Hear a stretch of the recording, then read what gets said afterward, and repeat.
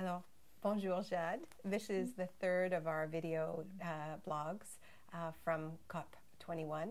And this one's a little bit different because we're doing it together because there's so much going on that no one person can even begin to cover it. You have just come from Le Bourget, which is where the official negotiations are taking place. And this was a really big day for the negotiations. It's the end of the first week and there is an actual draft, pieces of paper.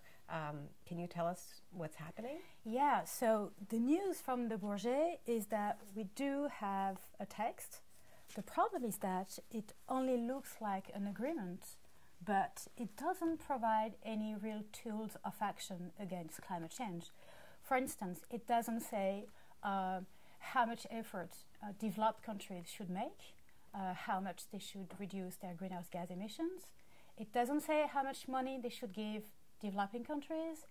It doesn't say how can the world secure the fate of the most vulnerable nations. So it was one of those bubbles moments, you know, in climate negotiations where climate conferences look like bubbles apart from the rest of the world. This morning people were cheering at Le Bourget.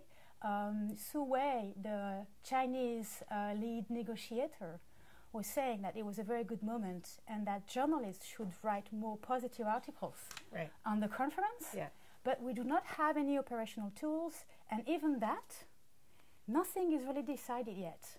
Well, it strikes me that this is the big problem with these negotiations. They take on their own logic. So then the logic becomes, can we get a deal? Not, can we get a deal that is in line with science? Can we get a deal that achieves the things that we want? It becomes almost like a sporting match, and it's, can we all agree on anything, whatever that thing is? And then we will call that success. And that is the reason why it is so important to keep on putting pressure on fossil fuel companies, on the real actors of the climate change game. So in that respect, what can you tell us about what's happening here in Paris?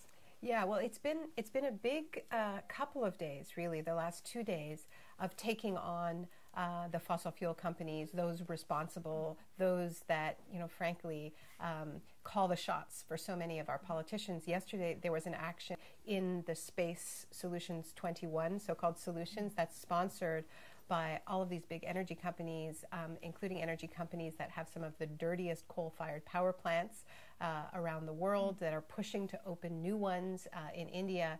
You know, I think people watching this at home would go, you know, what in the world are these polluters doing inside the summits? Does this make any sense? This is who needs to be regulated.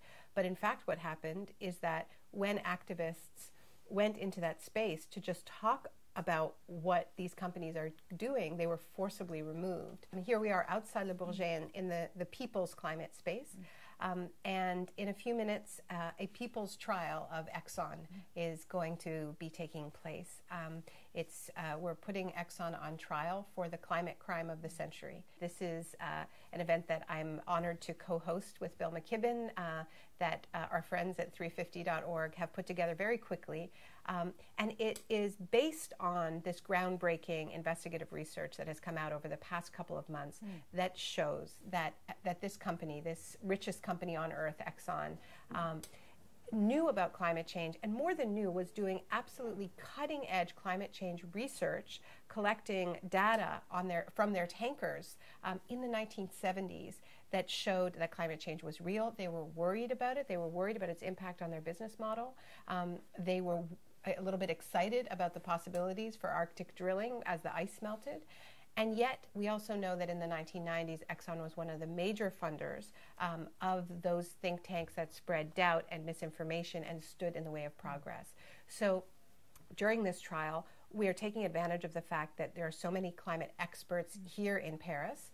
We're going to be hearing from leading climate scientists, but we're also going to be hearing from the people who are living the impacts of Exxon's decision, whether because their land is being destroyed by Exxon's drilling or because they live in island nations that are disappearing under the waves. So it's going to be a very emotional day, and it's going to be very much outside that Le Bourget bubble, going after the forces that we think are the reason our politicians are so incredibly ineffective.